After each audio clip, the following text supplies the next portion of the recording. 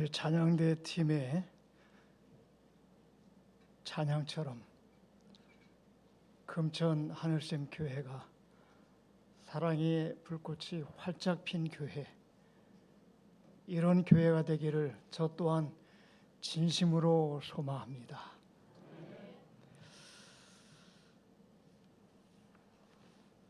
먼저 하나님의 말씀 호세아 6장 1절과 3절에 있는 말씀을 제가 읽도록 하겠습니다. 호세아 6장 1절에서 3절입니다. 오라 우리가 여호와께로 돌아가자.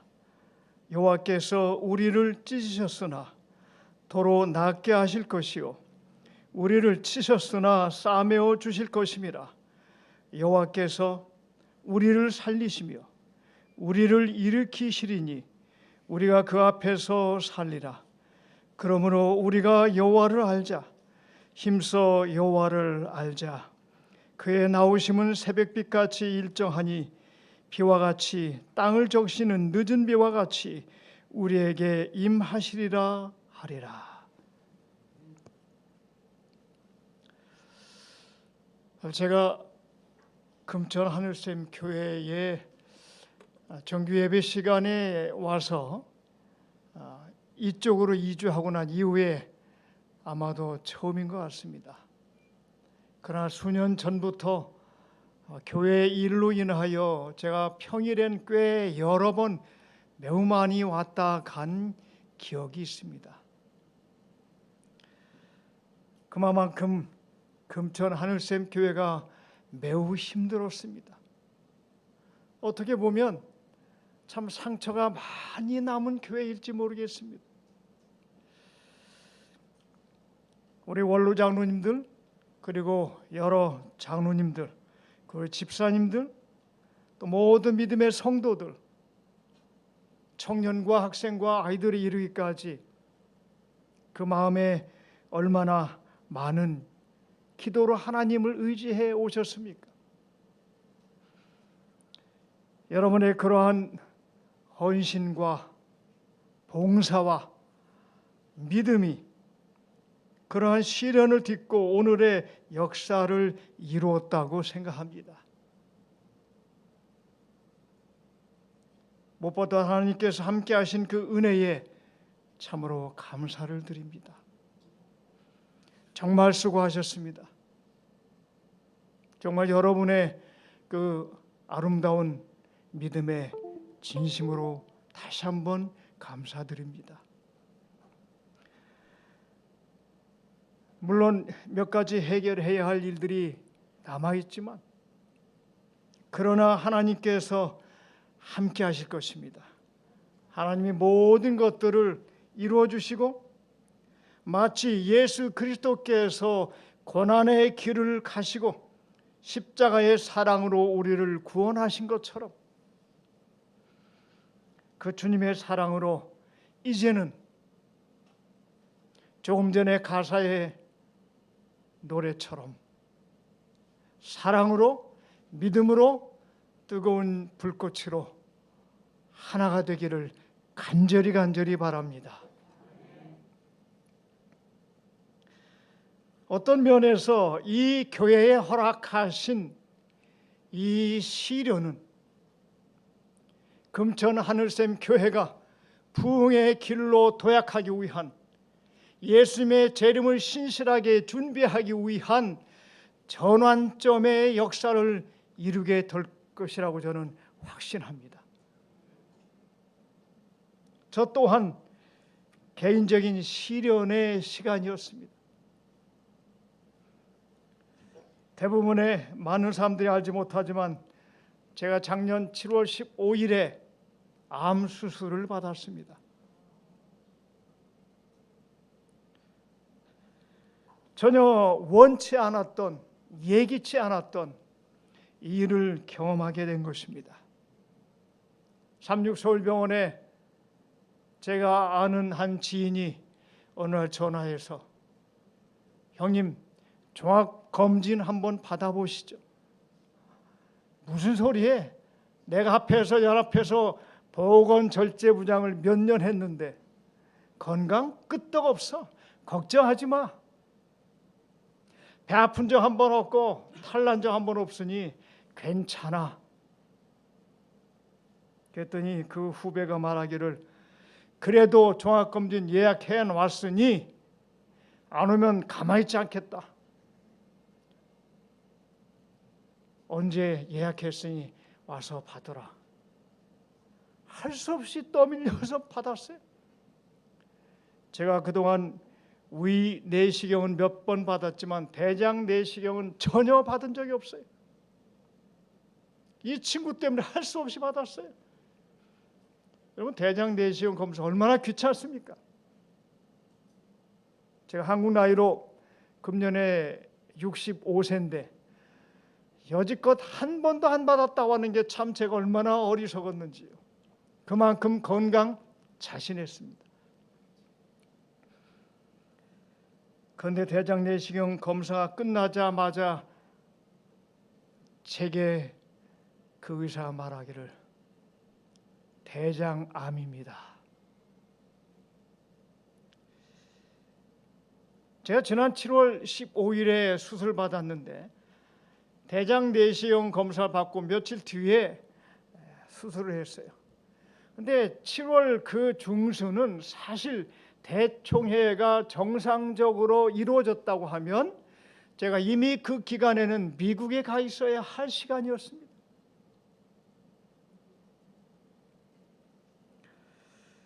코로나가 저를 검사받게 하였고 암 진단이 나왔는데 대장암 2기였습니다. 조기 발견이었습니다. 만약에 제가 그 기간에 미국에 가 있었더라면 아마 그 이후에도 검사받지 않고 이 질병은 악화되어서 제가 어떻게 되었을까요? 하나님이 제 후배를 통해서 저를 살리신 것입니다. 삼육서울병원에 제 제자 한 명이 의사로 있는데 그 친구가 저를 보더니 목사님, 이건 로또입니다. 대장암 2기면 로또 맞으신 겁니다. 하나님께서 제게 로또를 주셨어요. 호세아 6장에 이렇게 말씀하고 있죠. 여호와께서 우리를 찢으셨으나 도로 낫게 하실 것이요 우리를 치셨으나 싸매어 주실 것임이라. 여호와께서 우리를 살리시며 우리를 일으키시리니 우리가 그 앞에서 살리라.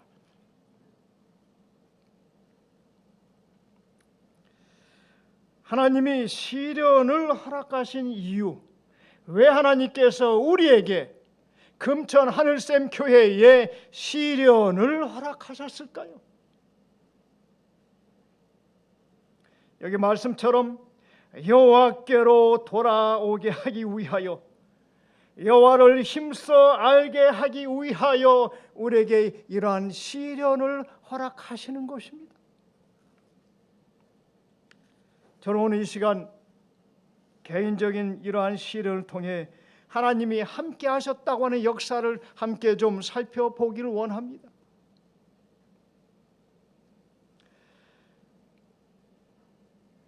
작년 1월부터 아니 그 전부터 시작된 이 코로나 사태 지금도 계속되고 있어요. 이것은 저 개인뿐만 아니라 저와 여러분 모두가, 아니 대한민국뿐만 아니라 전 세계적으로 매우 어려운 위기에 직면하게 된 것입니다. 그리고 지난 7월에 저는 암 수술 받았고 그 뒤 몇 달 뒤에 11월 달에 저희 어머니가 돌아가셨어요. 누구보다도 저에게는 가장 큰 위기가 닥쳐온 것입니다. 그러나 영감의 글에서 화이 선지자는 이렇게 말합니다. 우리의 위기는 곧 하나님이 일하실 기회이다. 저와 이 교회가 처한 이 위기는 하나님이 일하실 수 있는 절호의 찬스라고 하는 것입니다. 어떤 면에서 위기는 곧 우리의 삶에, 우리의 인생에, 우리의 교회가 변화할 수 있는 전환점을 맞이할 수 있는 기회가 된다고 하는 것입니다.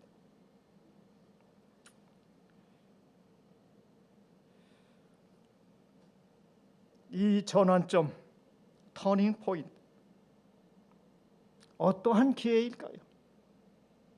여러분에게, 저에게, 이 교회에 어떠한 기회, 어떠한 전환점, 이 시련과 위기가 이 교회에 어떠한 기회를 제공할까요? 본문의 말씀 처음에 나왔던 이 말씀입니다. 오라 우리가 여호와께로 돌아가자.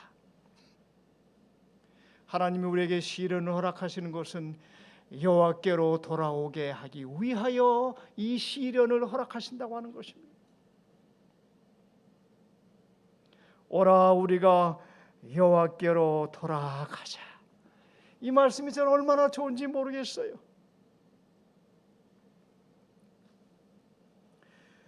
여호와께로 돌아오라는 하늘의 음성이라고 생각합니다. 저는 개인적으로 지난 60여 년의 인생을 살면서 하나님께서 끊임없이 저에게 돌아오도록 하는 전환점의 기회를 허락하신 것을 저는 잘 압니다. 여러분도 아마 그럴 것입니다. 그것이 육신의 질고든 어떤 직업의 문제든 가족과의 문제이든 자녀 문제든 어떠한 문제이든지 간에 수많은 시련과 그 위기 속에서 하나님은 우리를 향하여 끊임없는 음성으로 여호와께로 돌아오라고 우리에게 기회를 주셨습니다. 그런데 저는 이제 제 개인적인 인생에 있어서 특별히 여러 기회들이 있었지만 오늘 저는 두 가지 실례를 좀 말씀드리려고 합니다. 첫 번째는 제가 10대 때였습니다. 1973년 고등학교 1학년 때였습니다. 고등학교 입학하자마자 저는 인생을 방황하기 시작했어요. 그리고 5월경에 무작정 학업을 중단하고 서울로 상경을 했습니다. 그리고 직업 전선에 뛰어들었고 정비공장에 취직을 하게 되었습니다. 하나님을 떠난 것이죠. 제가 2살 때 저희 어머니가 재림 신앙을 받아들이고 어머니의 손을 잡아 어린 시절부터 교회 다니고 삼육중학교에 입학했던 이 중학교 이 학업을 마치고 고등학교도 삼육학교 1학년 다니면서 그렇게 서울로 가서 하나님을 떠나 직장 생활을 시작한 것입니다. 그때 제가 첫 월급 3,000원 받았어요. 그런데 12월 겨울 어느 날 공장에서 전화 한 통이 울려 퍼졌고 부근에 지나가던 차가 고장이 나서 그 차를 고치러 와달라고 하는 그러한 이 연락을 받고 제가 연장통을 들고 나가게 되었습니다.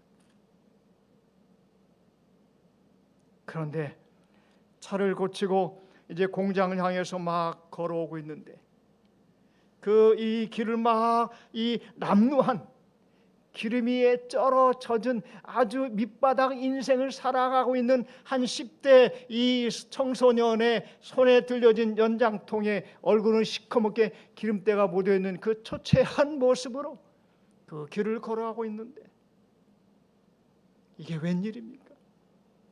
마주오던 한 깨끗한 교복을 입고 머리에 모자를 쓰고 책가방을 들고 한 멋진 남학생이 걸어오고 있었습니다. 저는 그 친구가 매우 부러웠습니다. 가까이 올 때에 그의 얼굴을 보게 되었습니다. 그런데 그 남학생은 저희 시골 고향 어릴 적 초등학교 같이 다녔던 친구였습니다. 서로는 서로의 모습을 보면서 멈칫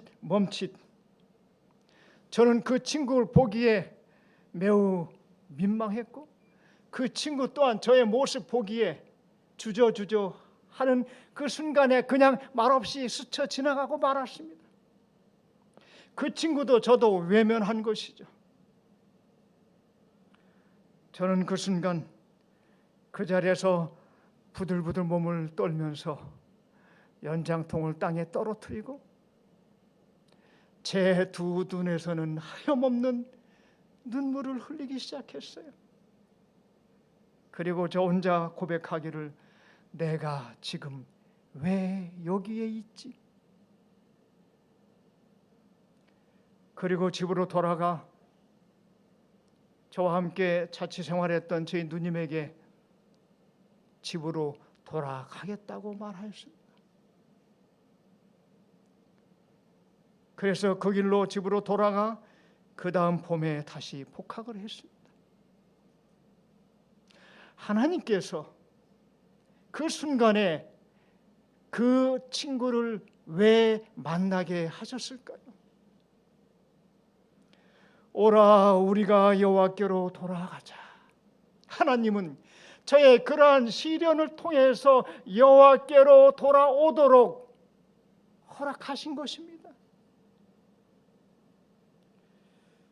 그 다음에 두 번째는 20대였습니다.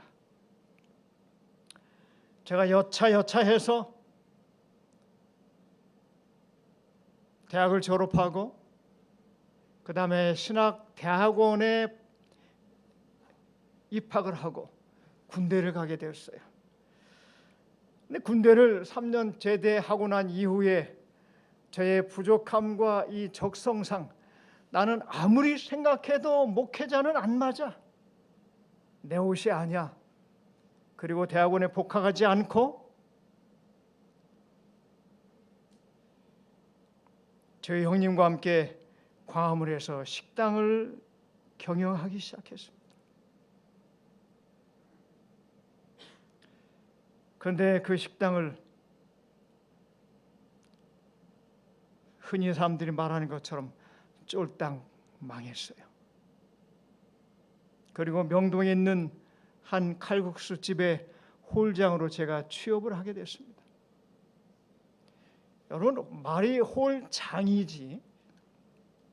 그 식당 홀에서 먹고 자고 거기서 청소하고 일하면서 손님을 맞이할 준비하고 잔일을 다 하는 것이 바로 홀장이었습니다.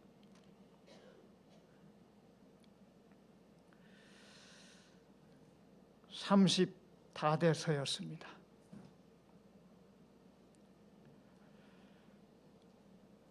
그런데 어느 날 이제 점심시간에 손님을 맞이하기 위하여 다 준비한 다음에 점심시간이 되었는데 현관 앞에 나가서 이제 손님들이 오는 분마다 머리 숙여 인사하면서 어서 오십시오, 어서 오십시오. 그런데 어느 날이었습니다. 제게 너무나 익숙한 한 사람의 얼굴이 그의 눈과 저의 눈이 마주친 것입니다. 그분은 제 서해 삼육고등학교 선배 한 장로님이었습니다. 지금은 미국의 이 한 교회 장로님으로 열심히 봉사하고 계시는데 그 선배가 그 당시 명동에 있었던 한 증권회사에 다니고 있었어요. 그가 저를 본 순간에 몸이 탁 굳더니 이렇게 말합니다. 내가 왜 여기 있어? 그 한마디가 제 몸을 굳어버리게 하였습니다. 10대 때 제가 스스로 고백했던 내가 왜 여기 있지? 그 생각을 다시 한번 반복하게 된 것입니다. 그분의 말 한마디로 내가 왜 여기 있지? 그리고 얼마 되지 않아 저는 수원으로 돌아가 우유 배달을 하기 시작했습니다. 그리고 아무 일도 하지 않고 쪽방을 얻어놓고 말씀에 몰입하면서 내가 왜 여기 있는지를 살피기 시작하고 하나님의 음성을 듣기 위하여 오직 말씀에만 묻혀 살았습니다. 그러던 어느 날 제가 다니던 교회 담임 목사님이 마침 제 고등학교 때 이 교목으로 수고하신 저의 스승님이셨어요. 그 목사님이 원씨가 삼육대학교에 한번 나랑 같이 들어가 보자. 왜요? 너 복학할 수 있는지 한번 알아보자. 목사님, 저 이미 여러 해 지났기 때문에 재적 처리됐을 겁니다. 안 될 겁니다. 그래도 가보자. 그리고 가서 교무과장, 학적과장 만났는데 안 된다는 것입니다. 이미 다 이 자동 재적 처리됐다는 것입니다. 다시 돌아왔어요. 그리고 또 여러 시간이 지난 다음에 그분이 저를 끌고 다시 한번 찾아가는 것입니다. 이제는 교무처장을 만났어요. 교무처장이 물어봅니다. 안 된다고 하는 것입니다. 다시 돌아왔어요. 그 당시 학적과장이 저하고 아주 매우 친했던, 제가 이 농과를 졸업했기 때문에 그 당시 교수님이셨던 한상경 교수님이 그 당시 학적과장이셨어요. 그분이 안 된다고 하면 안 되는 것입니다. 그분은 어떻게든 도와주려고 하는데 법적으로 안 되니 어찌 되겠습니까? 그리고 시간이 지난 다음에 또다시 대학에 찾아갔어요. 교무처장님이 다시 교무과장에게 그래도 한번 교육부에 다시 들어가 봐라. 그리고 몇 달이 지났는데 연락이 왔습니다. 있을 수 없는 일이 일어난 것입니다. 복학하게 되었다는 것입니다.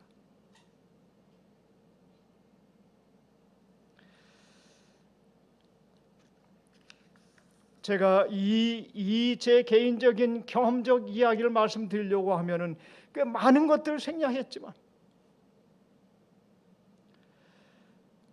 하나님께서는 저에게 기적과 같은 방법으로 저를 부르셨습니다.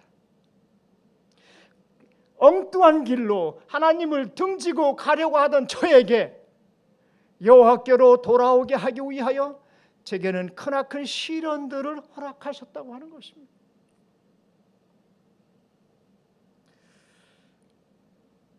저는 참 많은 자격증을 가지고 있습니다. 교사 자격증도 있고 공인중개사 자격증도 있고 꽤 많은 자격증들이 있지만 하나님은 목사로 세우셨어요. 여기까지 오기에는 수많은 시련이 제 앞을 가로막았지만 하나님은 저를 부르셨습니다.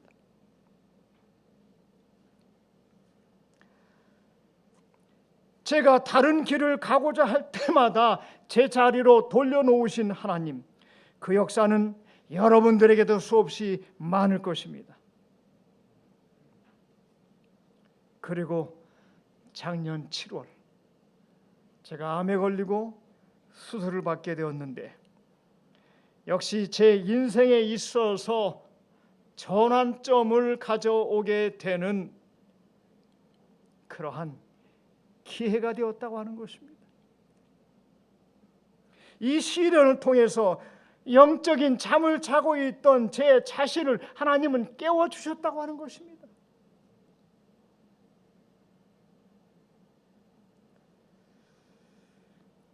제가 수술을 하고 병상에 누워 있는데 어느 날 밤 늦은 시간에 제 앞에 침상에 입원해 있던 한 췌장암 말기 환자가 그의 부인과 나누는 대화를 제가 엿듣게 되었습니다. 여보, 나는 지금 죽어도 여한이 없어. 그런데 말이야, 우리 딸, 이거 하나 있는 우리 딸, 아직도 시집가지 못한 이 하나 있는 딸, 이 딸만 직장을 찾고 그 다음에 결혼하고 안정된 삶을 살면 여한이 없어. 이걸 보고 싶고 이걸 보고 죽고 싶은데 내가 이게 마음에 너무 묻힌다. 울먹울먹거리며 그의 간절함을 그의 아내에게 전하는 그 소리를 제가 듣게 되었습니다. 얼마나 간절한지요. 제가 수술하고 나서 병원에서 퇴원하고 에덴 요양병원에서 한 달 정도 머물게 되었습니다. 어느 날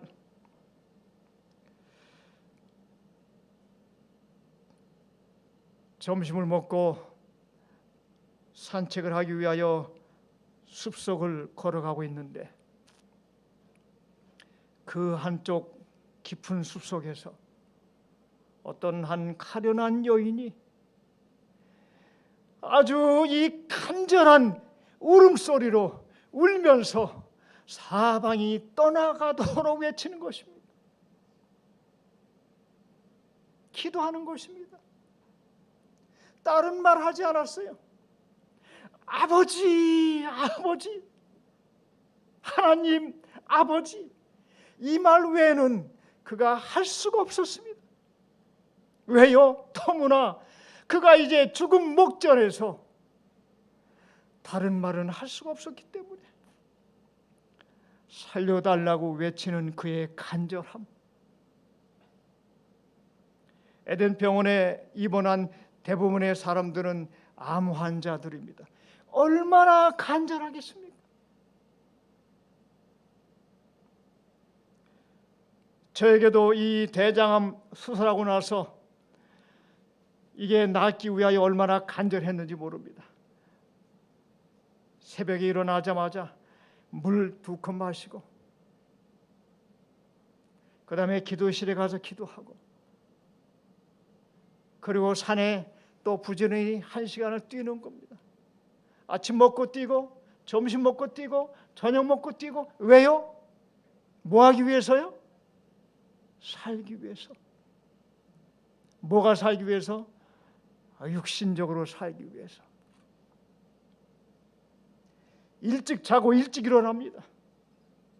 자, 그 당시 8시 반이면 자고 5시 전에 일어납니다. 천연치료에 얼마나 열심히 했는지 모릅니다.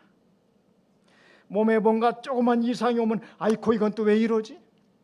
온갖 신경이 어디에 가 있어요? 제 몸에 가 있습니다.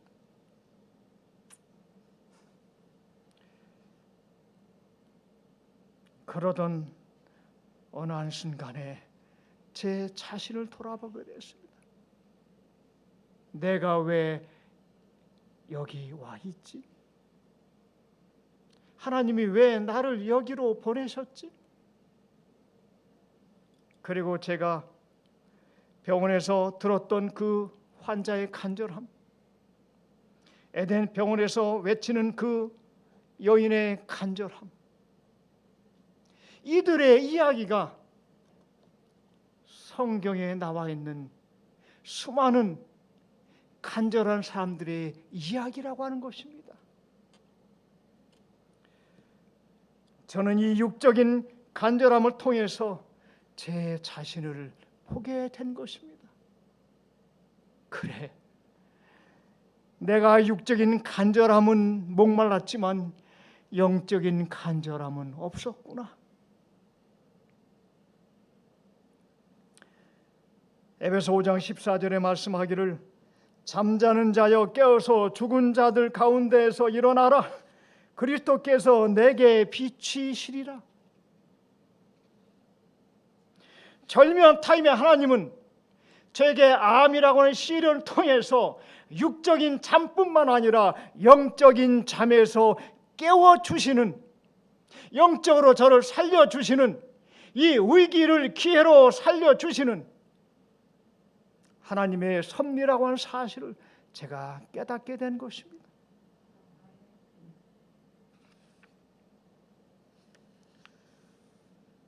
하나님은 왜 금천 하늘샘 교회에 시련을 주셨을까요? 왜 저에게 이러한 시련을 주셨을까요? 왜 여러분들의 삶 속에 크고 작은 시련들을 허락하실까요? 영적인 잠에서 깨어 여호와께로 돌아오라고 하기 위한 하나님의 은혜라고 하는 것입니다.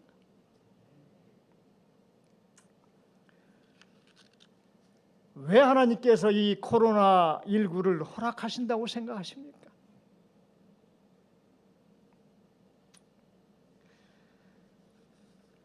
여러분, 마지막 때의 징조는 소돔과 고모라나 노아의 때 보면 참 희한해요.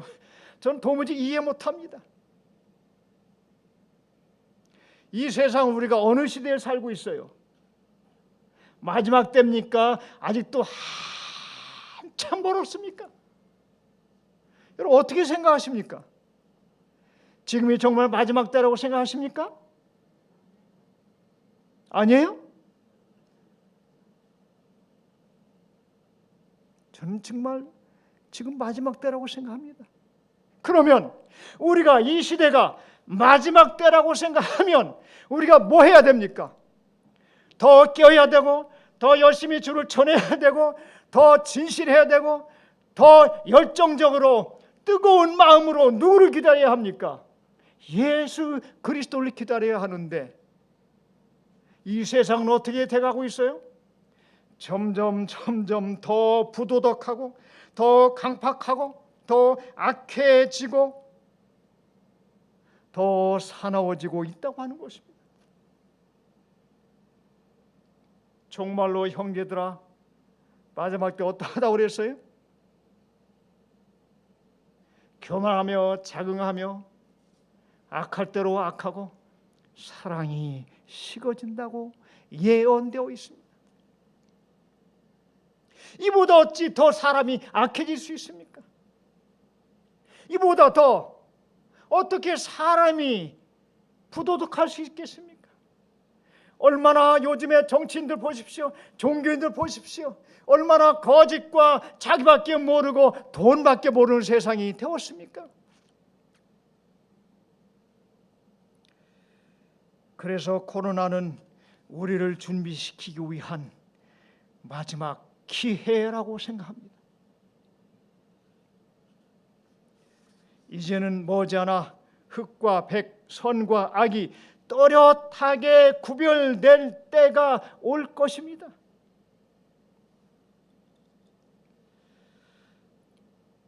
저는 지금 진리 횃불 교회에 다니고 있습니다. 그 교회는 개신 교회에서 개종한 사람들만 대부분 다니는 교회입니다. 그 교회가 개척된 지 불과 몇 년 되지 않았어요. 근데 지금은 7, 80명 모이고 11조가 2억이 넘었습니다. 기존 교인들은 거의 없어요. 지난 1월 말에 11분이 침례받았습니다. 거기에는 장로교의 목사, 장로, 권사, 집사, 수십 년 동안 개신교의 신앙에 뿌리 박혀 있던 분들이 누가 전해서가 아니라 유튜브를 보고 그들이 스스로 깨닫고 제발로 이 교회에 들어온 것입니다. 지금도 진리 횃불교회 김대성 목사님은 수십 명의 영혼들을 금년만 해도 여러 교회에 연결시켜주고 있어요. 그들이 얼마나 뜨거운지 모릅니다.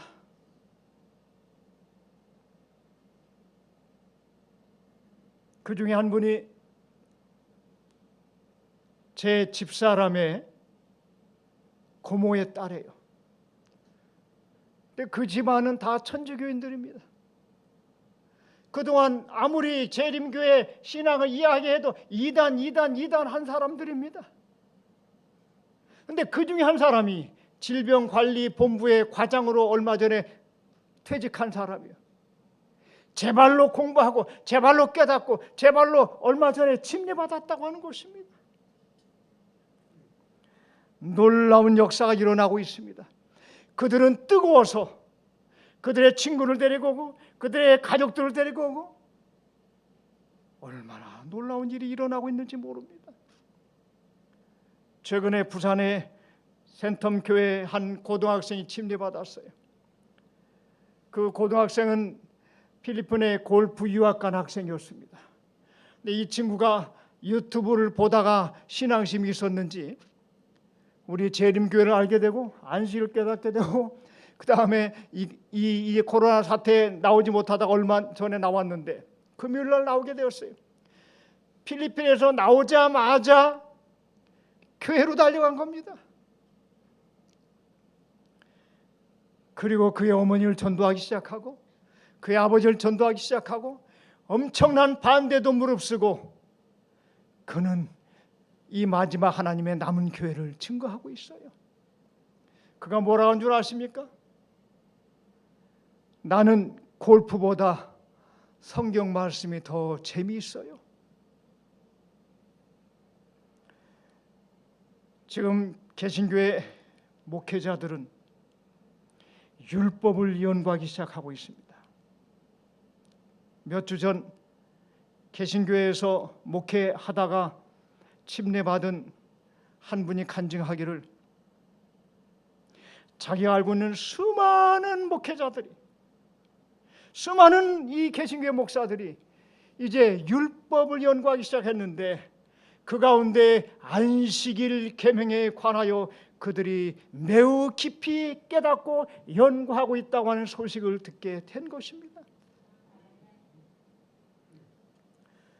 먼저 된 자가 나중되고 나중된 자가 먼저 되는 시대에 우리가 살고 있습니다.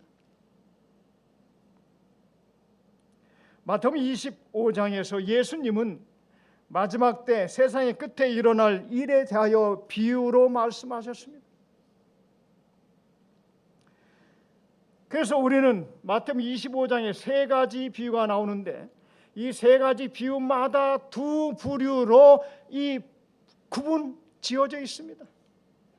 첫 번째 비유 어리석은 처녀와 지혜로운 처녀, 두 번째 비유 달란트 비유에서 충성된 종과 어리석은 종, 세 번째 양과 염소의 비유에서 양의 무리와 염소의 무리로 분리되는 그러한 말씀을 하시면서 마지막 때 세상 끝날에 이렇게 확연하게 분리될 것임을 말씀하고 있습니다. 기름을 준비한 지혜로운 처녀인가? 아니면 그렇지 못한 어리석은 처녀인가? 나는 달란트를 사용하는 충성된 하나님의 종인가? 아니면 그렇지 못한 종인가? 나는 양의 무리에 속한 자인가? 아니면 염소의 무리에 속해 살고 있는 자인가? 준비된 자인가? 그렇지 못한 자인가? 이 확연하게 분리되는 그 분리의 차이점은 여러분 뭐라고 생각하십니까? 여러 가지 원인이 있겠지만 저는 바로 영적인 간절함의 차이라고 생각합니다. 대쟁투 540쪽에 이렇게 권면하고 있습니다. 내가 생명수 샘물로 목마른 자에게 값없이 주리라는 이 허락은 오직 목마른 자들에 한해서만 주어진 허락이다. 오직 생명수의 필요성을 깨닫고 다른 모든 것을 잃어버린다 할지라도 그것을 찾는 자들에게만 그것이 공급될 것이다.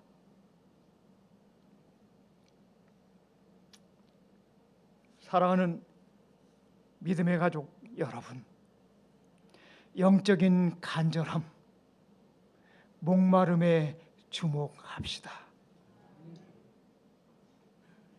이제 끝으로 한 가지 제 경험적인 간증을 하고 마치려고 합니다.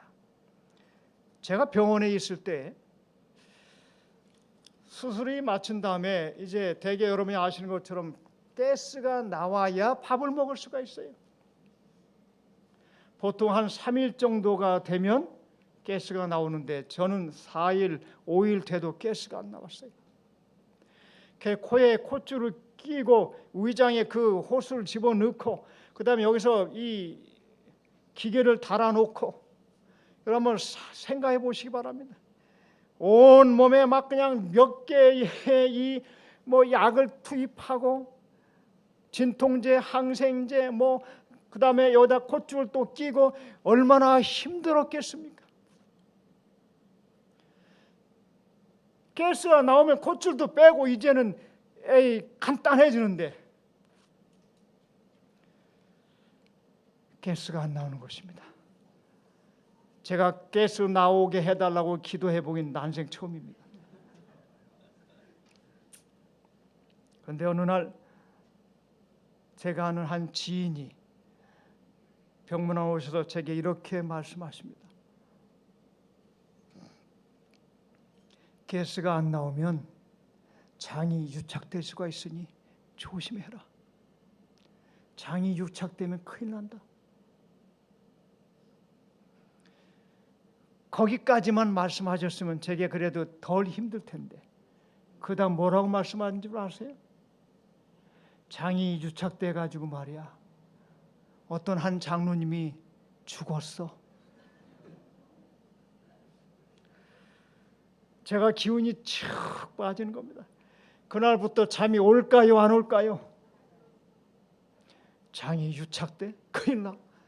아이고 가스 빨리 나와야 되는데. 그리고 이틀 뒤에 그분이 또 오셨어요. 그리고 이제 다른 사례를 말씀하십니다. 오래전에 아무개도 장이 유착됐는데 그 사람도 죽었어.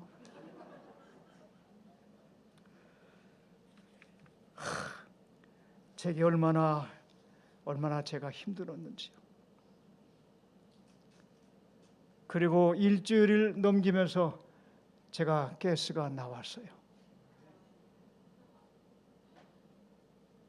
그런데 죄송하지만 이틀 뒤에 소장이 유착돼서 다시 콧줄을 끼고 다시 시련을 또 여러 날 또 보냈습니다. 다행히 그 유착된 것도 정상으로 돌아와서 제가 퇴원을 하게 되었습니다. 제가 왜 이 말씀 드리냐면 말 한마디가 사람을 살리고 죽인다고 하는 것입니다. 그분이 그렇게 하고 돌아간 다음에 그 다음 날 제 수술한 그 의사가 와서 뭐라고 말씀하시냐면 목사님 아무 걱정하지 마세요. 가스가 늦게 나오는 사람도 있으니 아무 걱정하지 마세요. 목사님은 목사님이잖아요. 아무 걱정하지 마시고 조금만 기다리시면 나올 겁니다.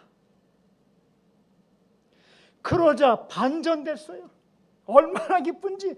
그래 맞아. 내가 목사인데 하나님 그냥 두실 리 만무하지. 걱정하지 말자. 그리고 그 다음 날 가스가 나왔어요. 말 한마디. 요한복음 5장에 38년 된 중풍병자를 향하여 수많은 사람들은 너는 안 돼. 그를 도와주는 사람 한 사람도 없을 때에 예수님 오셔서 그에게 뭐라고 말씀하셨어요? 그가 여러 사람들의 부정적인 말을 듣고 포기하고 있을 그때에 예수님은 뭐라고 그에게 말씀하셨어요? 내가 낫고자 하느냐? 일어나 걸으라. 일어나 걸으라. 이 예수님의 말 한마디는 그 38년 된 그 인생의 전환점이 되었다고 하는 것입니다. 그가 죽어가던 한 영혼이 살아나게 되었다고 하는 것입니다. 여러분이 던지는 말 한마디가 죽일 수도 있고 살릴 수도 있다고 하는 것입니다. 이제 금천 하늘샘 교회가 믿음으로 하나 되기 위하여 우리가 사용하는 언어는 긍정적인 언어, 그리고 희망적인 언어, 용기 주는 말, 따뜻한 말이 이 교회를 하나가 되게 할 것입니다. 행복한 교회, 오고 싶은 교회. 어떤 사람이 그렇게 고백했습니다. 내가 교회에 은혜 받고 싶어 갔는데 상처만 받고 왔다. 이런 교회가 아니라 행복한 교회, 오고 싶은 교회는 말 한마디면 끝나는 것입니다. 이제 우리 주님 곧 오십니다. 저는 한 이야기를 하고 마치려고 합니다. 어느 날 아버지와 아들이 바닷가 모래사장에서, 여러분 기억나시죠? 어릴 적에 모래를 두툼히 쌓으면서 두꺼봐 헌집 죽게 새집다오. 이것이 오늘 우리의 희망인지 몰라요. 헌집 두고 새집, 그 모든 것이 우리의 희망인지 모릅니다. 그리고 이 아이와 아버지는 그 주변의 수많은 모래로 수북이 쌓아서 그들의 미래를, 그들의 꿈을 펼쳐나가기 시작합니다. 그런데요, 어느 한순간에, 매우 짧은 시간에 밀물이 털썩철썩 다가오면서 순식간에 그들이 쌓았던 꿈, 그들이 헌집을 허물고 새집 지었던 그들의 미래, 그들의 희망을 사르르 다 흔적 없이 사라지게 만듭니다.